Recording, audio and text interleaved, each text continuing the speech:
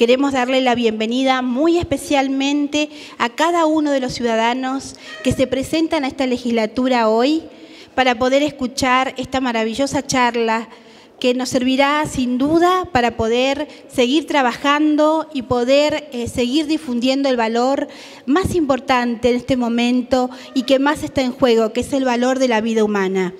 Quiero agradecer muy especialmente al senador Adolfo Bermejo y al senador Guillermo Amstutz. Doy pero muchísimas gracias a ustedes por el apoyo brindado, porque el apoyo que nos brindan es histórico, como recién le comentaba el doctor, no es de ahora, siempre han estado comprometidos por la causa de la vida. Así es que estamos en este lugar porque nos abrieron la puerta, Así que doctor Adolfo Bermejo, muchísimas gracias, nuestro querido senador.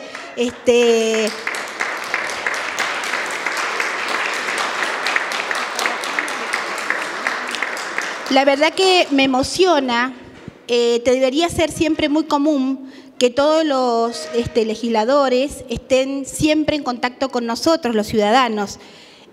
Bueno, no importa, tenemos muy buenos ejemplos de que algunos sí lo están, así que demos gracias a Dios por eso. Bueno, vamos a presentar al doctor Fernando Cecín, que es médico, que viene de Buenos Aires, que es urólogo y también trabaja con el tema de cáncer. Además, es fundador de los Médicos por los Derechos Humanos. Y le acabo de decir que le vamos a ampliar a profesionales por los derechos humanos. Acá veo una psicóloga de CONIN, veo psicopedagogas, veo, bueno, instrumentistas, bueno, de todas las especialidades. Así que un agradecimiento muy, muy especial a todos los que están presentes y vamos a comenzar con un pequeño minutito que voy a pedirle al doctor Cecín, que es un pequeño obsequio que le queremos dar. Flavia, cuando gustes.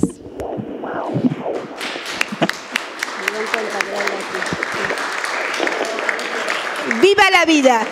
Estamos escuchando los latidos del corazón de un bebé. Los niños tienen voz y esa voz se manifiesta a través del corazón. Gracias, doctor Castillo, por ser parte de nuestro proyecto de Latidos del Corazón. Gracias, licenciada Yáñez. Gracias, Eliana, que está con su pancita y su bebé y acaba de hacernos partícipe de lo que es la vida dentro del vientre materno. No hay duda, ¿no? Hay vida. Muchas gracias a todos. Bueno, muchísimas gracias, buenas tardes a todos. Es un verdadero placer y honor estar en esta honorable casa. Y quisiera agradecer, por supuesto, a Mabel Venegas, pero también a los legisladores, los senadores que realmente nos han abierto las puertas para tratar de, en esta ocasión, discutir un poco cuáles son los fundamentos científicos, legales y bioéticos de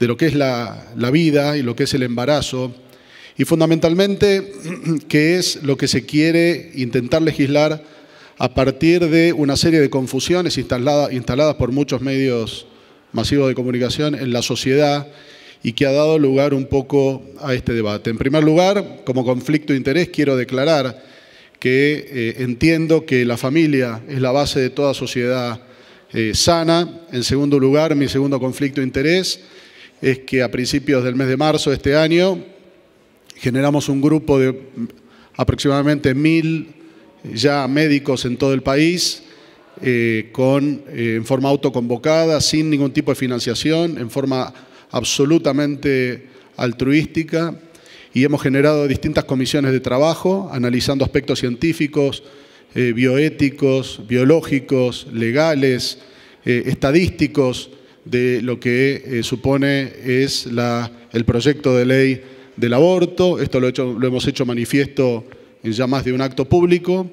Y en tercer lugar, esto es un claro elemento que todos los médicos juramos al momento de nuestra graduación, que tiene que ver con lo que es el juramento hipocrático, especialmente su punto 7 y 8, donde claramente se establece y nosotros juramos realmente tener absoluto respeto por la vida humana desde la concepción y aún bajo amenazas. No admitiremos utilizar nuestros conocimientos médicos contra las leyes de la humanidad. De manera que el objetivo de esta presentación va a ser tratar de describir la ley actual, cuál es el proyecto, los proyectos de ley propuestos, discutir cuándo comienza la vida con una visión más bien científica, bioética y legal, a dar 2 o 3 consideraciones estadísticas y después discutir algunos puntos de controversia. En los Estados Unidos, desde la legalización del aborto, ya llevan aproximadamente 40 millones de niños que no han nacido. Podríamos haber repoblado nuestro país. 40 millones. ¡Qué calamidad! Realmente una calamidad. ¿Qué dice la Constitución Nacional al día de la fecha? Para los que no están involucrados en leyes, y esto yo como médico lo he tenido que aprender más recientemente, la Constitución Nacional está compuesta por leyes y por convenios internacionales y tratados que tienen una jerarquía superior a las leyes mismas. En ellas tenemos convenios, la Argentina, por ejemplo, con la Declaración Americana de los Derechos y Deberes del Hombre, la Declaración Universal de los Derechos Humanos, la Convención sobre los Derechos del Niño, al igual que múltiples otros tratados. Pero voy a reparar un instante sobre esta Convención sobre los Derechos del Niño, que fueron adoptadas en realidad por la Asamblea General de las Naciones Unidas allá por el año 90, y la Argentina hace una modificación al artículo número 1, definiendo y entendiendo por niño todo ser humano desde el momento de la concepción hasta los 18 años de edad. Es decir, para la ley argentina se es niño desde la concepción hasta los 18 años. Ustedes van a escuchar palabras como embrión, feto, bebé, son todas terminologías arbitrarias que usa la ciencia para denominar exactamente lo mismo, pero para la ley se es niño desde el momento de la concepción. Esto como tratados internacionales. Para poner otro ejemplo, por ejemplo, que dice el Código Civil en su artículo 19, reconoce la existencia de la persona humana que comienza en el momento de la concepción. Y esto está clarísimo. Ahora, lo que decíamos hoy más temprano en el Hospital Lago Mayores, hasta acá los médicos decimos, tenemos que respetar la vida desde la concepción. La ley, la Constitución Nacional dice, se es niño desde el momento de la concepción y como tal es sujeto de derecho. Entonces, buenas tardes, mucho gusto, no tenemos mucho más para discutir, nos vamos todos a casa. Sin embargo, por un dictamen del Poder Ejecutivo se ha instalado esto y se ha bajado a la línea del debate a nivel legislativo y lamentablemente por eso hoy estamos acá. En algún momento también es afortunado esto porque también nos da la capacidad de rever un poco todos estos temas y traer realmente ideas superadoras que pudiésemos mejorar a partir de ahora. En la ley actual, el aborto está lo que se llama despenalizado. Para los que no son legistas, hay una clara diferencia entre lo que es despenalizar y legalizar. Despenalizar significa que en situaciones de excepción la ley no me sanciona por un delito. Por ejemplo, si una persona entra acá con un arma y yo a defensa propia lo mato, el homicidio está penado por la ley. Sin embargo, la ley en este caso, en esta excepción, no me penaliza porque lo hago en defensa propia. Sin embargo, para la ley, el asesinato sigue siendo un delito. Legalizar, que es lo que se quiere disfrazar ahora, y esto se lo voy a mostrar en algún instante, significa que uno convierte una situación de excepción en un derecho. En otras palabras, que yo pueda matar a otra persona en defensa propia no me da derecho a mí a salir y matar gente. Esto es legalizar y esto es lo que se quiere instalar como proyecto de ley y que es lo que se está discutiendo en la actualidad. Entonces, hasta el día de hoy, la ley argentina no penaliza, está despenalizado el aborto en algunas situaciones de excepción. Cuando hay riesgo inminente de muerte para la mujer que alberga ese chico, desde el punto de vista médico, sepan, es una rareza total.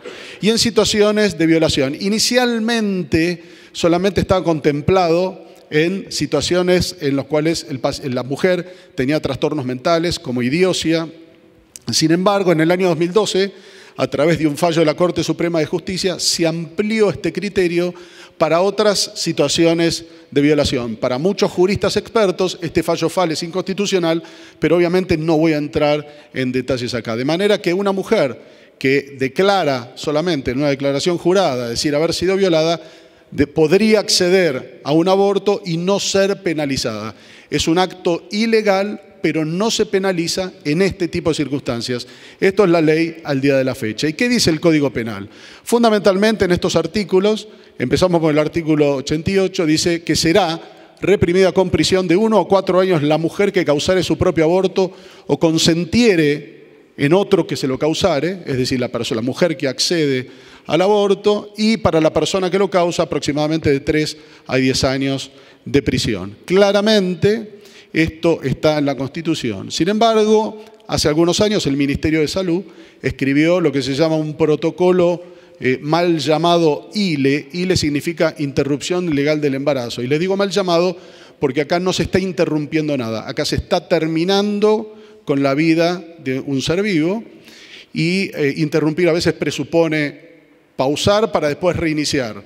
Lamentablemente no, pero son algunas de las palabras que se utilizan como cierto engaño a la opinión pública, lógicamente. Y que en este protocolo, ¿qué es lo que se dice? Fíjense, realizado en el año 2010 y después actualizado en abril 2015, fíjense, claro conflicto de interés en la confección de este protocolo. ¿Por qué? Porque en este protocolo el mismo Ministerio de Salud de la Nación expresa su agradecimiento a la Casa Fusa, y la Casa Fusa, como vamos a ver en algunos minutos nomás, es una sucursal de una institución que se llama IPPF, que es International Planned Parenthood Federation, Federación de Planificación Familiar Internacional, que es una multinacional abortista que tiene 600 clínicas para abortos en los Estados Unidos, y que tiene una sucursal ya desde algunos años en la Argentina y se llama Casa Fusa. Entonces, ya desde el vamos, este protocolo está absolutamente sesgado por gente que promueve el aborto, no solamente en Argentina, sino además en el mundo. El segundo elemento, no, exactamente, carece absolutamente de ningún... Correctísimo, no tiene rigor científico. Pero por más importante que carecer rigor científico, es que los ministerios no tienen la capacidad de dictar leyes. No tienen esa potestad. Entonces, absolutamente carece de un estatus de resolución ministerial, y de esto no tiene valor desde el punto de vista normativo. Fíjense, ya lo dijeron el Colegio Médico de Salta ya por el año 2012, que este protocolo no ha sido aprobado como instrumento legal. Los únicos que pueden dictar leyes son los legisladores, no los ministerios. Carece de asidero y respaldo normativo por este mismo motivo, y su pretendida aplicación compulsiva absolutamente vulnera las autonomías provinciales. Ahora, ¿cuál es el proyecto de ley o el principal proyecto de ley que se propone? Hay otros proyectos de ley, aproximadamente 9, que rondan en derredor de lo que se dice en este proyecto principal, que fue firmado por 71 diputados oportunamente, 35 de los cuales ya no están en la banca, ¿sí? Ya perdieron su banca legislativa en las últimas elecciones.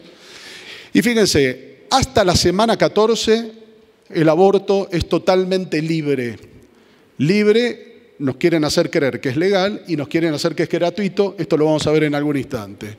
Y después de la semana 14 queda librado a la conciencia de la mujer.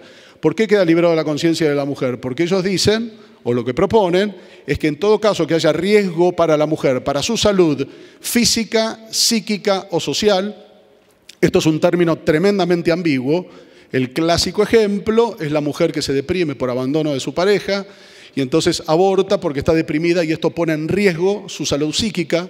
El otro clásico ejemplo de la salud social es aquella persona que le sale un trabajo, por ejemplo, está embarazada, no puede tomar el trabajo o no puede realizar un viaje embarazada, no puede sostener al chico mientras trabaja, entonces decide abortar para adoptar un trabajo. Situaciones de herencia familiar también podrían ser situaciones de riesgo en la salud social, de manera que el término es tremendamente ambiguo y por eso se dice que queda liberado a la conciencia de la mujer, pues la mujer en cualquier momento puede decir, che, mira, estoy deprimida, me hago un aborto, che, mira, me veo más gorda, esto impacta en mi salud, en mi autoestima, me puedo hacer el aborto, o como ocurre en otros países del mundo donde no estoy de acuerdo con el sexo de mi hijo, quiero tener un varón, tengo una mujer, lo puedo abortar. Esto ocurre mucho en India, donde prácticamente la sociedad prácticamente están desapareciendo las mujeres por cuestiones de dote, también en China, por cuestiones de que ellos necesitan varones, especialmente en las comunidades más pobres, para hacer los trabajos realmente duros y arduos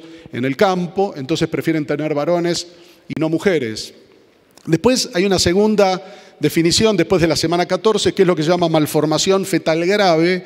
Malformación fetal grave es otro término tremendamente ambiguo y cuando hablamos de malformación no está definido acá. Y esto podría incluir, por ejemplo, chicos con síndrome de Down o cualquier otra situación que pudiese presuponer alguna malformación. Y la palabra grave queda librado a la conciencia, a una falta total de definición. Y esto, por supuesto, esto apunta a lo que se llama la eugenesia, cosa que ya hemos visto en el siglo pasado con el nazismo, en esta cuestión de perfeccionar la raza. Hay países del mundo como Islandia, por ejemplo, que prácticamente no tienen chicos con síndrome de Down. ¿Por qué? Porque los diagnostican y los matan antes de nacer. Y después hay un escenario tremendamente controversial, que es que las niñas entre 13 y 16 años no necesitan acompañamiento de sus padres o un tutor o un mayor para realizarse el aborto. Recordar que en la Argentina, si cualquiera de un menor quiere ir a hacerse un tatuaje, por ejemplo,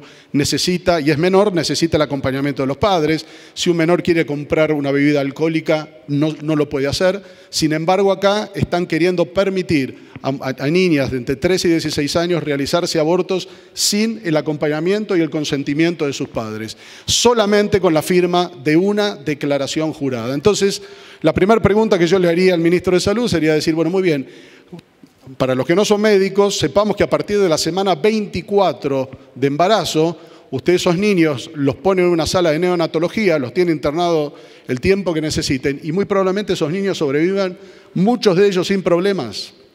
Un chico a los 24, 26, 30 semanas ya está pataleando en la panza de la madre. ¿Qué vamos a hacer con todos esos niños? Desde el punto de vista sanitario, es mucho más seguro hacer el parto de este chico y matarlo afuera, como hay una causa judicial en este momento en los Estados Unidos, por una denuncia de un médico abortista que justamente hacía esto y una enfermera que trabajaba con él viendo esto lo denunció. Los chicos pataleaban afuera, morían solos ahí. ¿Qué van a hacer con ellos?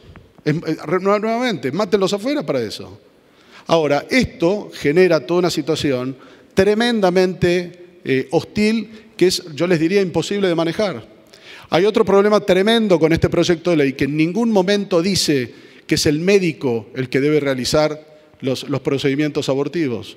Y ustedes saben que en otros países del mundo, como Estados Unidos, muchas de las prácticas médicas están realizadas por paramédicos. Dicho esto, tener en claro que terminar con la vida de un ser vivo bajo ningún aspecto constituye un acto médico. Esto para empezar a charlar. Sin embargo, lo quieren instalar como tal y no queda definido. Entonces, yo digo, ¿de dónde van a sacar los médicos para ir especialmente a los barrios carenciados para proveer esta medicación? Para la ley argentina, los médicos son los únicos autorizados a hacer prescripciones médicas. Sin embargo, fíjense cómo ha aparecido este tipo de personajes que además se regocija y se jacta de haber hecho más de 500 abortos sin ser médicos. Por supuesto, apología del delito, causa judicial que ya está hecha la denuncia. Y por supuesto, sabemos que la gente, especialmente en los barrios más carenciados, no van a poder llegar muchas veces a los hospitales, a las instituciones médicas, por cuestiones de presupuesto, por cuestiones de dinero, por cuestiones de dificultades personales o familiares. Entonces vamos a empezar a ver una enorme cantidad de mujeres que han sido o han recibido el misoprostol, han hecho retención de fetos en su interior, que van a necesitar un raspado, no van a llegar al hospital a tiempo, esos restos de fetos se van a infectar, van a hacer endometritis y se van a empezar a morir. Y nos vamos a empezar a llenar de juicios de mala praxis el Estado por este tipo de cuestiones y por supuesto lo vamos a tener que empezar a pagar entre todos. Desde el punto de vista estrictamente médico, tenemos infinidad de libros de embriología que claramente todos coinciden que la vida comienza en el momento de la concepción. ¿Sí? En la trompa, de la trompa femenina, es donde el óvulo sale, en este escenario llega el espermatozoide y acá es donde se produce la fusión del espermatozoide con el óvulo. Hay un proceso de fecundación que lleva horas, donde hay una fusión del material genético proveniente del espermatozoide del varón y del óvulo de la mujer para dar lugar justamente a una información genética que es única, es irrepetible y no y es absolutamente distinta de las personas que los procrearon, de su padre y de su madre. Durante 7 días, este embrión ya formado tiene la capacidad de vivir solito, no necesita de la ayuda de la mujer que lo alberga hasta que se instala en el útero. Es ahí cuando llega al útero donde sí, a través de una serie de señales celulares y biomoleculares, es donde se empieza a implantar y se desarrolla la placenta, y la placenta es la que encargada de conectar al chico con su madre, a través de la cual hay intercambio de células y de nutrientes, de nutrición. Entonces, así la naturaleza pone a estos chicos en el útero materno para que los nutra, para que los proteja. Lo único que cambia en función del tiempo, lógicamente, va a ser su tamaño y el desarrollo de los distintos órganos a través de las células que se llaman multi o totipotenciales, que tienen la capacidad de desdiferenciarse hacia unas que van a formar el riñón, otras van a formar el corazón, otras van a formar el cerebro, otras van a formar otro sistema, el sistema digestivo, etc. Entonces, la característica principal de este nuevo ser humano es que tiene una información genética que es única, que es irrepetible. No hay mellizos de hijos con los padres, genéticamente es virtualmente imposible, y muchos saben que cuando en situaciones de medicina legal, asesinatos, etcétera, lo primero que van a buscar es el ADN, porque el ADN es único de esa persona para lograr su identificación, siendo distinta nuevamente a la de sus padres, y le da carácter de individualidad. Entonces, cuando a veces se dice, yo decido qué hago con mi cuerpo, en realidad no estoy decidiendo sobre mi cuerpo. Cuando la mujer dice, yo hago lo que quiero, no es un brazo, no es una pierna que uno se corta y que se daña uno mismo. Acá estamos decidiendo sobre la vida de un tercero. ¿Por qué? Porque es genéticamente distinto, no le pertenece. Cuando esa señora muera, el chico se va a quedar en la tierra y ella se va a ir con su brazo, con su pierna, pero ese chico no se va a ir con ella. Además, para generar un chico se necesita también la participación de un hombre. En la ley propuesta no hay absolutamente nada contemplado en la participación del varón a la toma de decisiones, y esto también presupone una situación de conflicto. En la naturaleza lo alberga en el útero para su protección, como ocurre con todos los mamíferos, y por sobre todas las cosas, desde el punto de vista humanitario, ¿quiénes somos nosotros para decidir sobre la vida de cualquier otro ser humano, sobre la vida de un tercero? Fundamentalmente. Típicamente se cuestiona a ver si este embrión o este ser humano en etapa embrionaria, porque les vuelvo a insistir, son distintas etapas que la ciencia pone o denomina en forma arbitraria para llamar siempre lo mismo. Estamos llamando a un ser humano en etapa embrionaria, un ser humano en etapa fetal a partir de la 8ª, 9ª semana, un ser humano en su condición de bebé, de niño, de joven, de adulto, de anciano. Siempre es el mismo ser humano, recibe distintos nombres en distintas etapas, pero siempre estamos hablando de lo mismo. La definición de persona, a ver si esto es persona o no es persona, es una definición netamente jurídica. Si nosotros vamos a la definición de la Real Academia Española, fíjense que es una definición tremendamente ambigua, tiene 7 definiciones para hablar de lo mismo. Y en última instancia, a los médicos especialmente, no nos importa si es persona o no es persona, a lo que a nosotros nos interesa que esto es un ser humano y tenemos que salvar la vida, por sobre todas las cosas. En ese sentido, especialmente los cirujanos, somos tremendamente comunistas. Viene un baleado y nosotros le queremos salvar la vida. A mí no me importa si es el ladrón, si es el policía, yo quiero salvar a todos. El resto que lo diga la justicia. Y acá es lo mismo, nosotros siempre queremos salvar la vida del ser humano. Ahora, si vamos a la definición de persona, la primera definición es individuo de la especie humana. Recién vimos que desde el punto de vista genético es individual, porque tiene información genética distinta a del resto de los seres humanos. Y también es de la especie humana, porque de un embrión no va a salir un pájaro, un reptil, va a salir un ser humano. Entonces, ya por definición, desde el momento de la concepción, estamos hablando de un individuo de la especie humana, de manera que por carácter transitivo se es persona para la definición de la Real Academia Española y para la ley argentina desde el momento de la concepción. Si tomamos la definición número 6, donde es sujeto de derecho, también ya lo vimos en la Constitución, la definición de niño empieza desde la concepción hasta los 18 años, de manera que por ley es también sujeto de derecho. Hay gente que dice, no es persona Porque no tiene desarrollado el sistema nervioso, porque no tiene dolor, porque el corazón no late, porque no tiene conciencia, porque no tiene capacidad de decidir. Cualquier criterio que querramos utilizar en la etapa embrionaria o en la etapa intraútero también se repite en el adulto. De manera que cualquiera de estas definiciones de persona carecen absolutamente de sustento o de sustrato. Les voy a dar solamente un par de ejemplos. El primer elemento, no tiene desarrollado el sistema nervioso. El sistema nervioso, los médicos presentes acá lo saben, tardan 20 años en madurar. Entonces, un niño que no camina y no habla y no ve correctamente es porque el sistema nervioso no está totalmente desarrollado.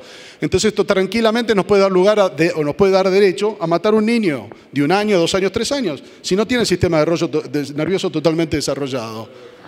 Exactamente. No tiene dolor. La gente que hace cirugía intrauterina, cirugía fetal, utiliza anestesia local cada vez que hace cirugías intrafetales. Esto está visto en el video, El grito del silencio del doctor Nathanson. Él empezó a darse cuenta que él estaba matando chicos por nacer porque él veía ecográficamente que la frecuencia cardíaca aumentaba, que el chico abría la boca como signos de dolor, que el chico se alejaba de la cánula de aspiración, que el chico pataleaba, todos signos indirectos de dolor. ¿Cuánta gente tenemos nosotros con marcapaso caminando por la calle con un corazón que no le funcionaría si no fuese por ayuda al marcapaso? Esto no nos da derecho a matar a esta gente. Lo mismo, un paciente anestesiado, un paciente en coma, no tendríamos derecho a matar y no es así porque no tiene conciencia o porque no tenga capacidad de decidir.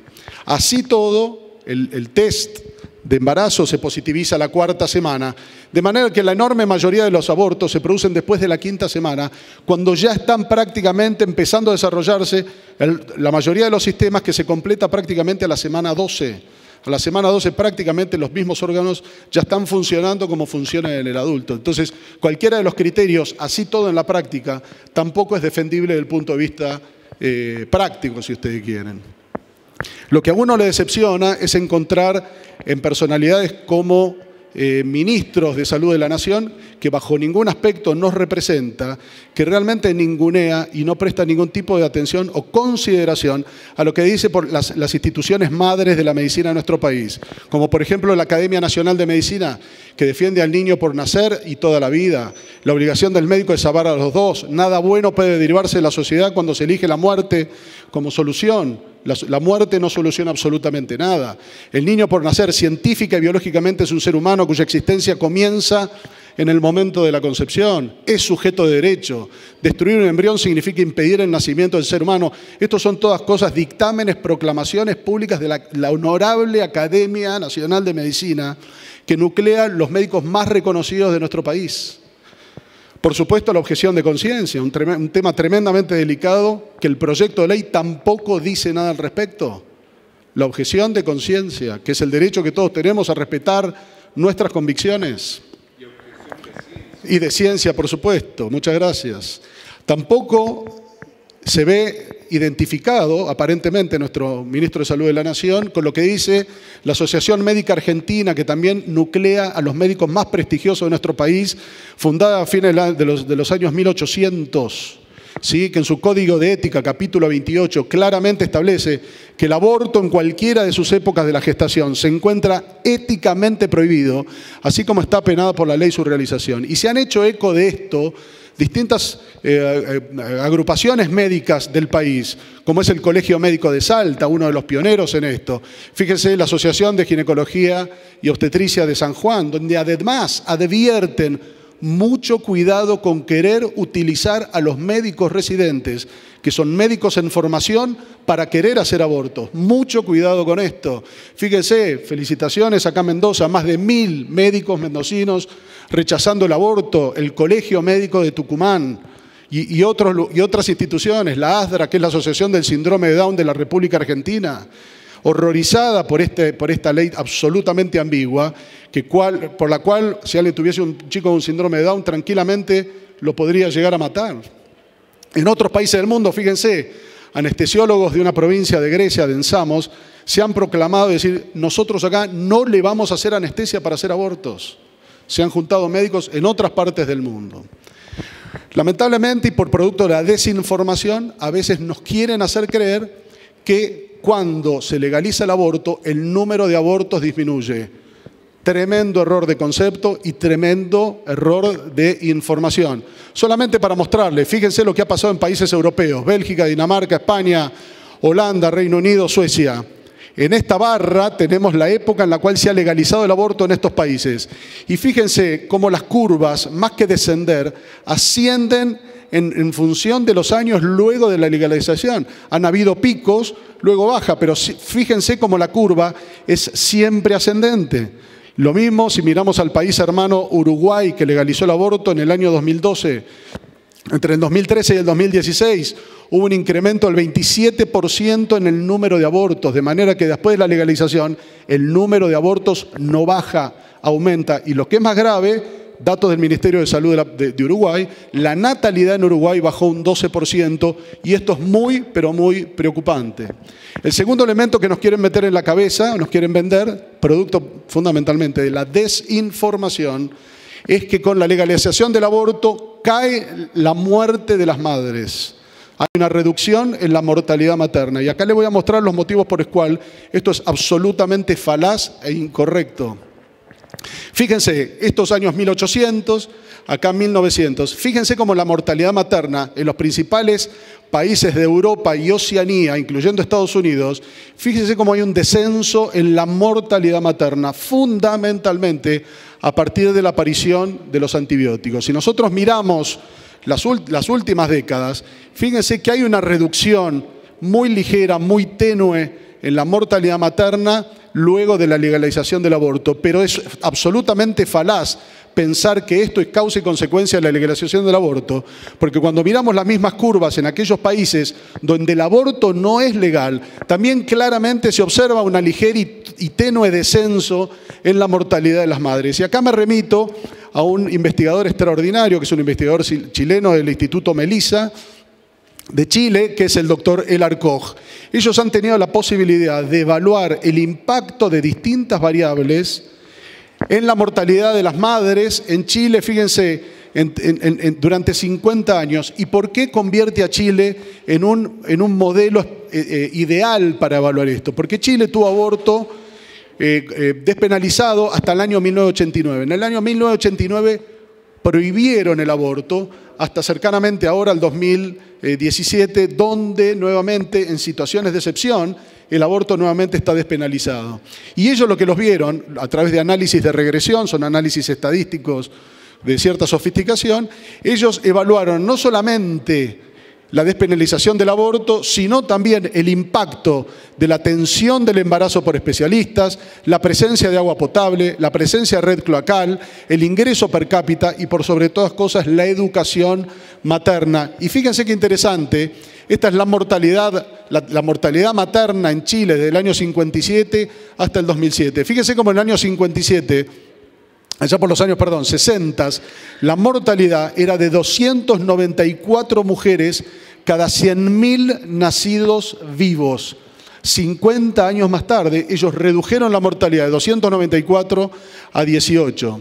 El primer elemento fundamental que ellos encontraron en la evaluación es el impacto de la educación obligatoria a partir del año 65. El segundo elemento, instalado entre los años 64 y 67, un programa de cuidado perinatal, tanto de las embarazadas como los chicos. Y fíjense que a partir de acá es donde se produce una caída estrepitosa de la mortalidad de las mujeres en esa etapa. Y fíjense, en el año 89, que es cuando se legaliza, cuando se prohíbe el aborto, hay un descenso, es decir, prohibido el aborto, sigue habiendo descenso en la mortalidad de las madres. Entonces, cuando ellos evalúan esto, lo que terminan encontrando es que en realidad lo más importante y que impacta fundamentalmente en reducir la mortalidad de esas madres es la educación, fundamentalmente, el acceso a la salud del embarazo, la mejora en los sistemas sanitarios. El aborto, ningún impacto, cero impacto en la mortalidad de las madres. También lo evaluó en México, donde claramente se vio que no hay ningún impacto del aborto en disminuir la mortalidad de las mujeres. Y cuando nos quieren vender que en Uruguay no hay muertes por aborto, ya era bajo y sigue siendo bajo, pero siguen habiendo muertes por aborto. Quedarse con la mortalidad de las mujeres en derredor del aborto es absolutamente una ingenuidad. Hay una enorme cantidad de muertes que ocurren en forma posterior, en forma más tardía, producto de suicidios, depresión, accidentes. Y esto evaluado en los países escandinavos, especialmente en Finlandia, la probabilidad de suicidios en aquellas mujeres que tienen abortos inducidos es 6 a 7 veces más que en aquellas mujeres que dan a luz. De manera que el aborto inducido es un claro factor de riesgo para que estas mujeres mueran tardíamente por suicidios. Esta estrategia clásica, igual que se ha pasado en otros países del mundo donde se ha legalizado el aborto, es hacer creer a la gente que esto es algo tremendamente frecuente y es algo tremendamente común. Entonces, como ocurre y va a seguir ocurriendo, legalicémoslo. Y vienen con cifras astronómicas. Simplemente y rápidamente les voy a comentar que los métodos estadísticos para evaluar o para llegar a la conclusión que son 500.000 abortos en la Argentina son absolutamente deficitarios, tremendamente sesgados.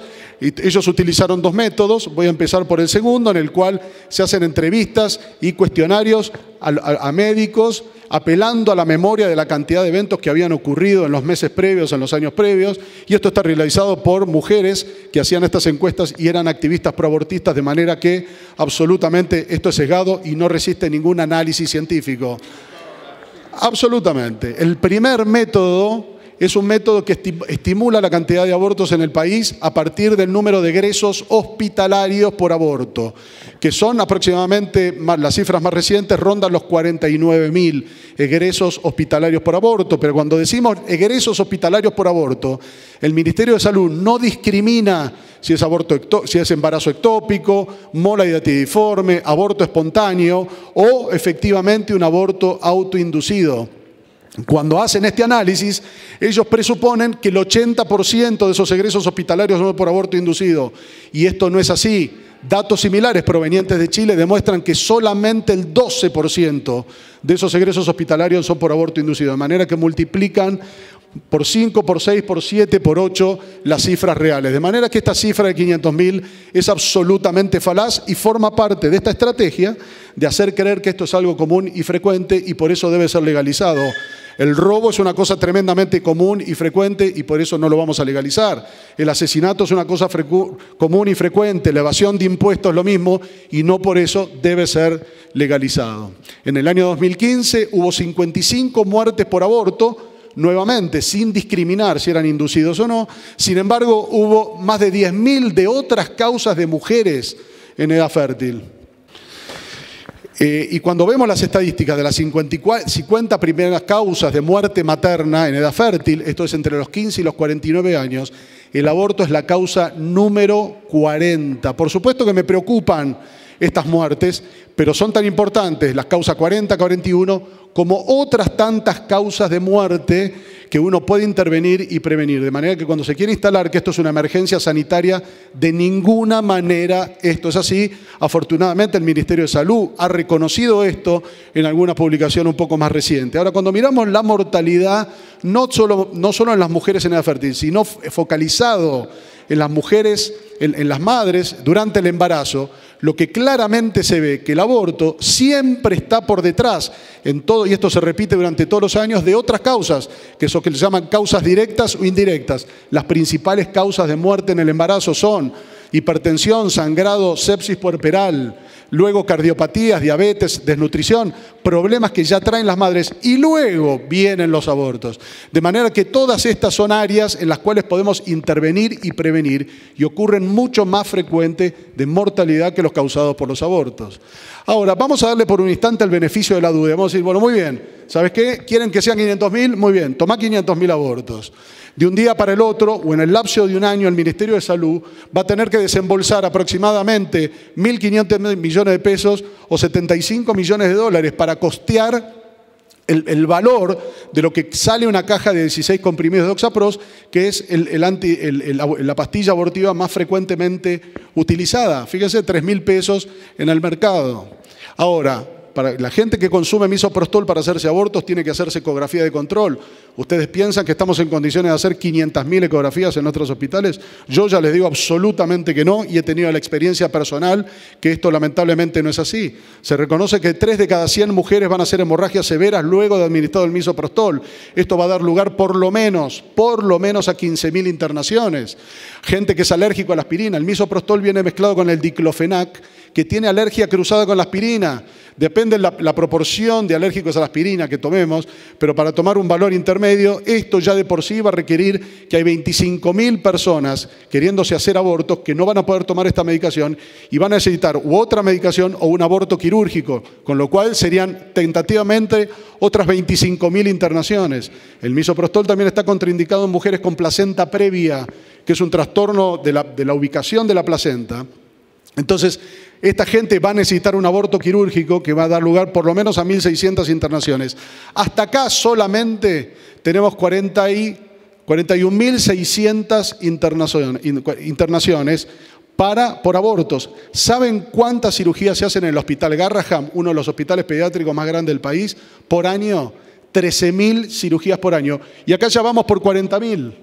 ¿Cuántos hospitales Garraham vamos a necesitar construir para atajar toda esta fiesta? Una locura, un sinsentido desde el punto de vista sanitario.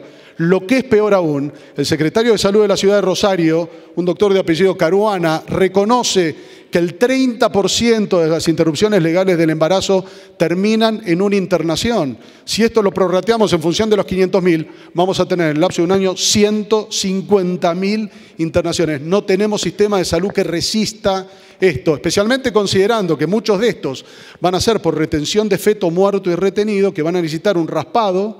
Este raspado va a tener que ir a quirófano, estudios prequirúrgicos, internaciones, ¿sí?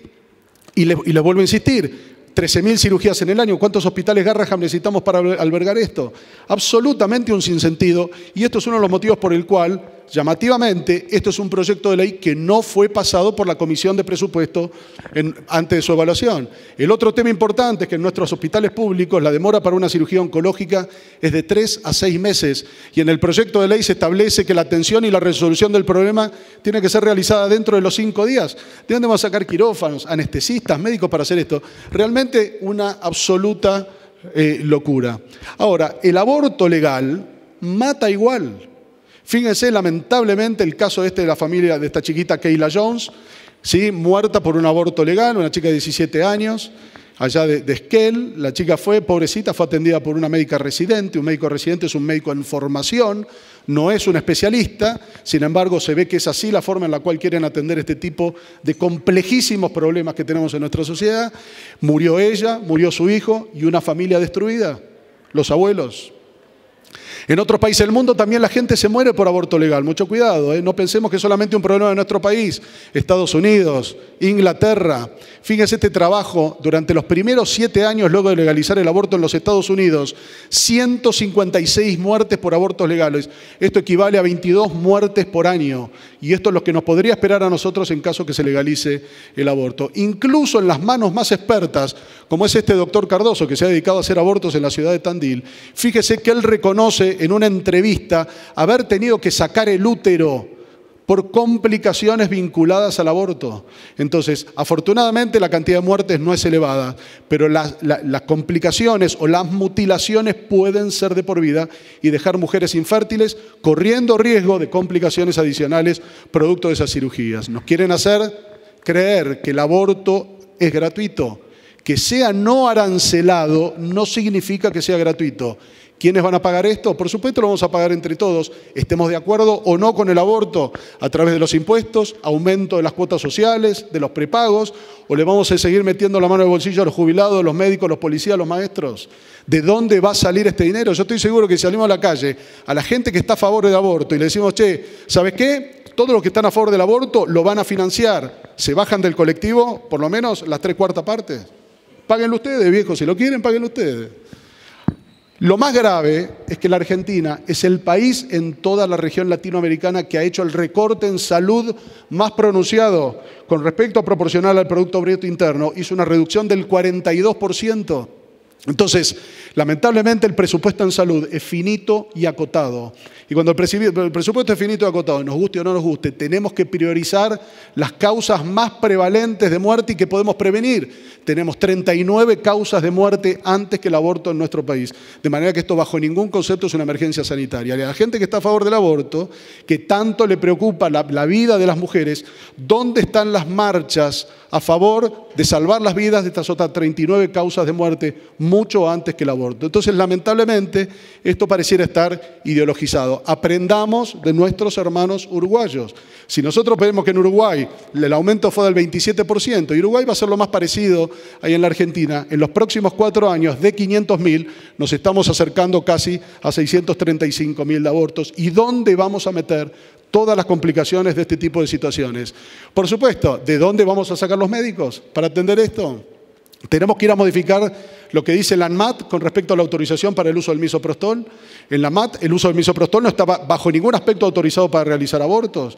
Va a ir que ir a modificar las leyes ahí. La realidad sanitaria de nuestro país, muchos de nosotros la conocemos perfectamente bien. Largas colas de espera, falta de historias clínicas informatizadas, tremendos problemas de higiene, falta de médicos donde más se lo necesita, falta de insumos, guardias absolutamente desbordados. Esto es el aborto, que hay tremendas complicaciones de sangrado. El problema de sangre es en la Argentina, es en Latinoamérica, es en el mundo. No tenemos sangre para transfundir.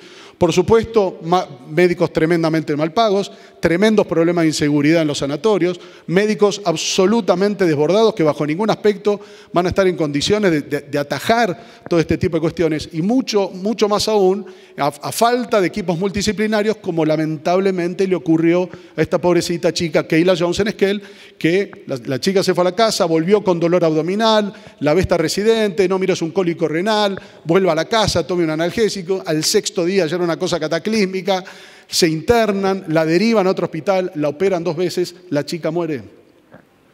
Fíjense lo que pasa acá en un escenario, lo comentamos hoy a la mañana en el Hospital Lago Mayores. Si una mujer se alcoholiza y tiene múltiples encuentros sexuales, como en este boliche que ofrecían para la mujer que bailara en ropa interior, le ofrecían tragos y tal, y tiene múltiples encuentros sexuales y queda embarazada, ¿nosotros pensamos que vamos a solucionar el problema matando al chico? La educación tiene que ser una cosa holística. Si el alcoholismo es lo que lleva a esto a la mujer, eduquemos en esta dirección. Si hay una madre vulnerable, no vamos a resolver el problema matando al chico. Tenemos que atacar la vulnerabilidad. Si la mujer vive una situación en el ecosistema de abuso, saquémosla de este ecosistema. Si vive una situación de alcoholismo, si vive una situación de droga, hay que atacar la vulnerabilidad y el Estado tiene que estar presente en estos lugares. Esta mujer abusada va a volver a su ecosistema de vida, la van a volver a abusar, la van a volver a violar, la van a volver a embarazar y otra vez otro aborto. ¿Qué solucionamos? Absolutamente nada. Nos guste o no nos guste, tenemos que conocer la cara del enemigo, sí señor. Y esto se llama la International Planned Parenthood Foundation, Federation, la Federación de Planificación Familiar Internacional. Esta multinacional abortista que tiene 600 clínicas en los Estados Unidos es la que financia, recibe mucho dinero y además financia y tiene sucursales en otras partes del mundo, incluyendo la Argentina. Se las voy a presentar en unos minutos. ¿Se acuerdan que hace un rato les comenté la Casa Fusa? ¿Sí? Que intervino en la confección del protocolo del Ministerio de Salud. Bueno, ahora se las voy a presentar. Antes de entrar en eso, fíjense, en Estados Unidos hay que declarar todo lo que se gana. En el año 2014, esta Casa Fusa, y la IPPF declaró ganancias por 126 millones de dólares. Un negocio millonario. Me encantaría estos periodistas de investigación, que son fantásticos, a ver si se ponen a estudiar e investigar la ruta del dinero abortista. ¿De dónde viene y a dónde va? Fíjense quién financia entre tantos otros gobiernos esta IPPF. Es la Agencia de Derecho de Salud Reproductiva de las Naciones Unidas. Y uno dice, che, las Naciones Unidas, que hace tanto bien al mundo y va y es justiciera y tal, financia la IPPF y le pone dinero financiando abortos. Fíjese, fundaciones. ¿A quién se le puede ocurrir que la Fundación Bill Gates puede estar financiando abortos? Fíjense, cómo el dinero va y vuelve. Esto está en todos los diarios. Obama recibió de la YPF $1,5 millones para la campaña política, $20 millones para Hillary Clinton. Y les comentaba hoy más temprano, no es sorpresa que Hillary en uno de las cierres de campaña lo hizo en una YPF junto a la CEO de la YPF, y ahí está ella saludando a su público. Afortunadamente hay gente que ha tenido la valentía de, por ejemplo, hacer videos y cámaras ocultas, y esto ha saltado a las redes sociales. Cámaras ocultas denunciando ¿qué? Comercialización de fetos y restos de fetos para su venta. Ese fue uno de los motivos por el cual los Estados Unidos dejó de darle dinero a esta YPF. Y lógicamente, esta YPF, que lo único que le importa es el dinero, ha visto en Latinoamérica un mercado tremendamente fructífero. La combinación ideal. Países en desarrollo, no hay leyes de legalización, entonces vamos a desembarcar acá porque esto sigue siendo un negocio millonario. ¿Les importa la vida de las mujeres? Cero. ¿Les importa la vida de los argentinos? Cero. Lo único que les importa es hacer su negocio y seguir llenando sus arcas, también a partir de negocios de la comercialización de fetos y restos fetales. Y este fue uno de los motivos, como les decía hace un rato, donde el gobierno actual de los Estados Unidos empezó a recortar mucho de esta financiación, hasta incluso el vicepresidente de los Estados Unidos auguró un pronto fin al aborto legal, especialmente en muchos estados.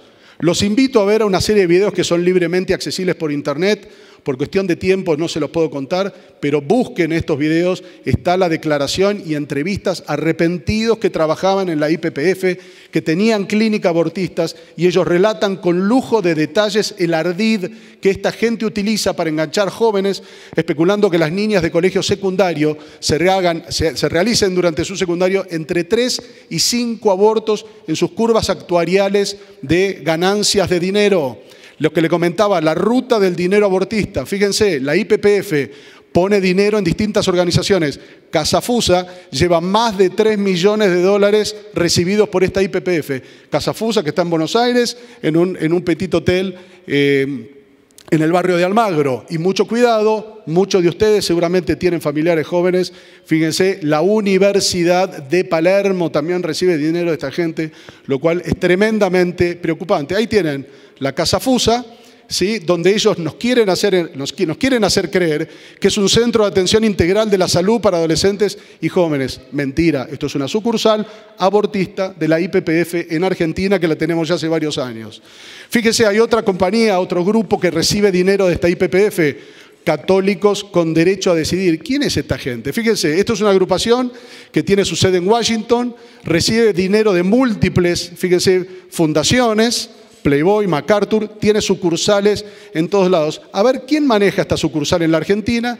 Lo maneja esta señora, Marta Lanís, ex miembro del Partido Revolucionario de los Trabajadores, con tendencia marxista-leninista, y los que son católicos saben perfectamente bien que no hay nada más opuesto al catolicismo que el marxismo-leninismo. ¿A ustedes se les ocurre que esta persona puede realmente ser católica y no tener simplemente otra cosa más que un interés económico y político detrás? También han surgido otra clase de falsos profetas con gente de otra religión. Los evangélicos se han sido agraviados por falsos evangelistas promocionando el aborto.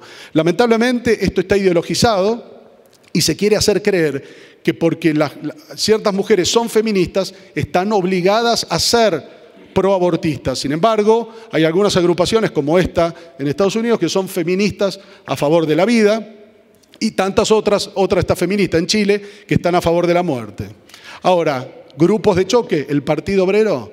Cuando el FMI, lo dijo el padre Pepe Di Paola en el Congreso hace muy poco, dice, yo te doy el dinero, pero a cambio de esto vos me tenés que aceptar una serie de reglamentaciones.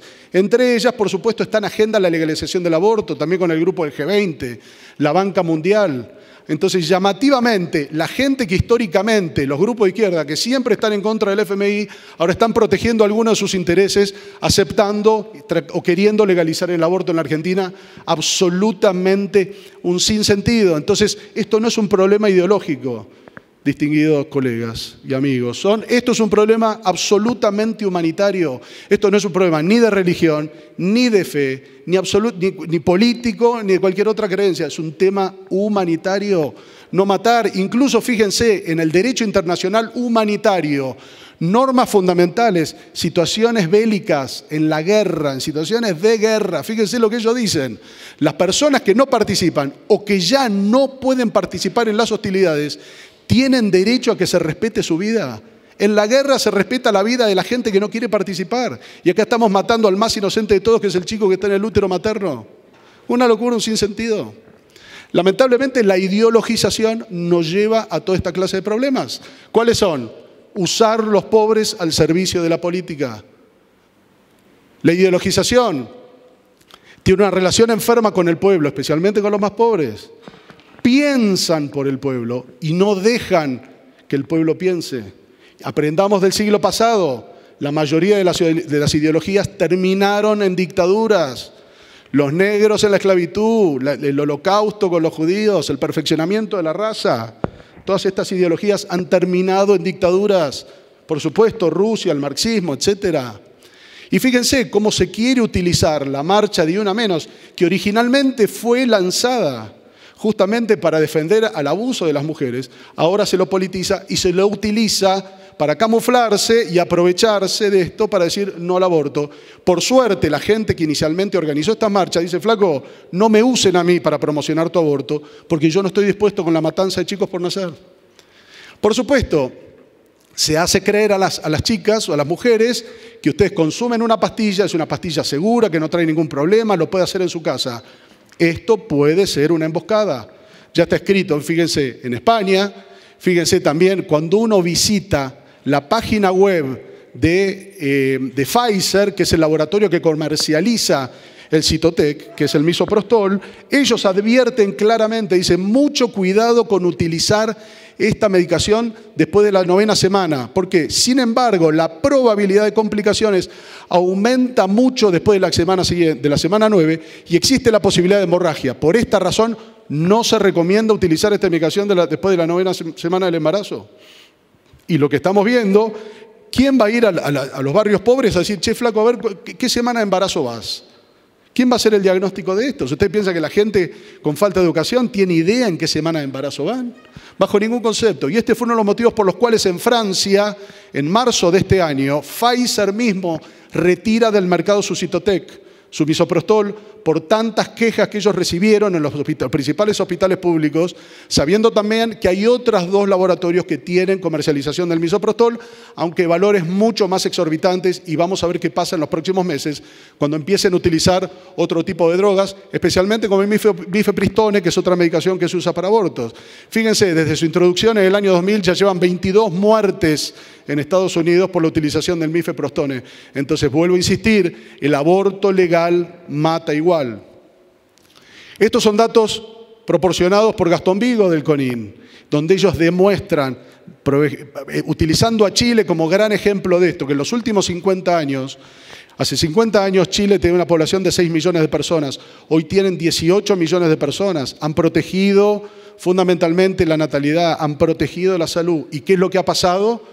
Fíjense, claramente, al disminuir la mortalidad materna, cayó muchísimo, aumenta el ingreso per cápita. Hace 50 años el ingreso per cápita anual en Chile era $500, hoy ronda los 20 a 25.000 dólares. De manera que por cada peso, esto muy bien lo tiene evaluado la gente del profesor Albino y el CONIN, por cada peso que usted invierte en alimentar a un chico, cuando ese chico pasa a la población económicamente activa, se lo devuelve al país por 7.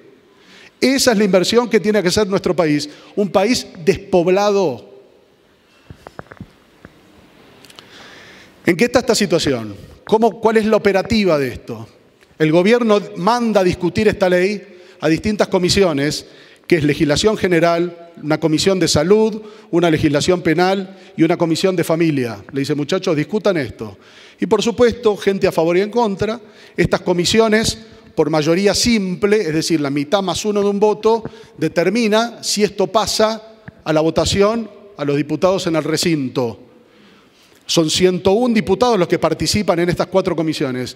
Fíjense qué interesante, qué lobby debe tener esta gente, porque bajo ningún aspecto fue sometido este proyecto de ley a una comisión de política constitucional, que en última instancia es la gente que determina, che, esto es constitucional o no. Y tampoco fue discutido en una comisión de presupuesto. un sinsentido. ¿Quién va a pagar esto? ¿De dónde va a salir el dinero? ¿Tenemos una oportunidad? No tengo ninguna duda. ¿Que tenemos que cambiar? Absolutamente tenemos que cambiar, pero el cambio tiene que ser para mejor, con ideas superadoras. No podemos admitir no al aborto sin que esto esté acompañado de otra serie de políticas. Lo que hicieron en Chile, sanidad, acceso universal a la salud de calidad, proveer agua potable, facilitar los métodos de adopción. ¿Por qué la gente de nuestro país que adopta se tiene que ir a Rusia a adoptar? Promovamos la adopción intraútero. Tenga el chico, ya sepa que lo va a donar, nace y lo dona. Los planes de padrinazgo, familias que apadrinen chicos o familias durante un tiempo determinado, no cuesta demasiado. Nuevamente, por cada peso esto le devuelve al país por 7 en chicos que están adecuadamente cuidados y eventualmente educados. Planes nutricionales. Con el aborto no gana nadie. No gana el chico muerto, no gana esa madre que queda traumatizada de por vida, no gana esa familia que queda destruida, no gana la sociedad. El aborto es un fracaso, no es la solución. Es un fracaso para la medicina.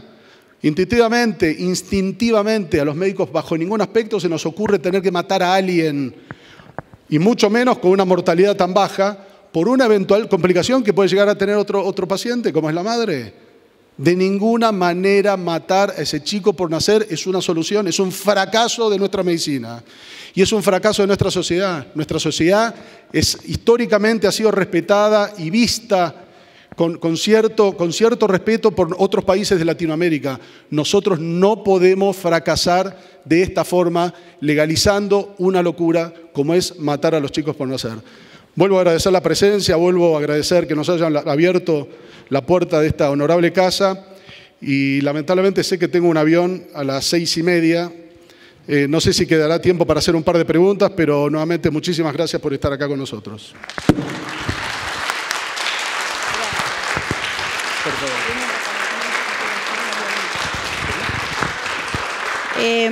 Muchísimas gracias a todos por participar. Quería que compartiéramos con Mariana Soler, que es la coordinadora provincial de la Marcha por la Vida, aquí en Mendoza, que le va a hacer entrega al doctor Fernando Cecín de un pequeño reconocimiento, pero lleno de afecto y cariño. Y bueno, no sé si vamos a tener lugar para preguntas, pero esperemos que sí. Queremos agradecerte en nombre de todo Mendoza y del país, porque viajás por todo el país y haces grande a la patria con tus conferencias. Gracias. Muchísimas gracias.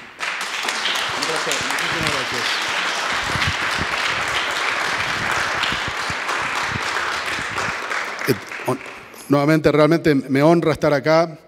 Y acá yo sé que en Mendoza hay ilustres de la medicina, y por citar solamente alguno, como el doctor Abel Albino, que es una persona extraordinaria. Así que él es un poco un mentor de todos nosotros. Así que nuevamente muchas gracias.